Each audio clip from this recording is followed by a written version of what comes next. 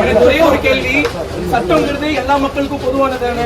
வாங்க இந்த ரோட்லயே நான் நிக்கிறேன், எத்தனை பேர் ஹெல்மெட் போடாம வராங்கன்னு பாருங்க, எத்தனை பேர் ட்ரங்க் அண்ட் ரைட்ல வராங்கன்னு பாருங்க. ட்ரங்க் அண்ட் ரைட் பண்ணிட்டு வந்த எல்லாருக்குமே ட்ரங்க் அண்ட் ரைட் பண்ணிட்டு வந்த கேஸ் தான். ஆனா போன் காதுல வச்சு பேசலையே, நான் ஸ்பீக்கர்ல தானே வச்சு பேசுறேன்.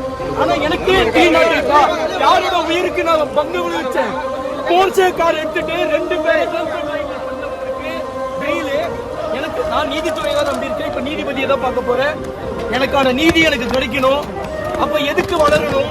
ஒரு சின்ன 23 வயசு பையன் எந்த ஒரு பாக்கியம் இல்லாம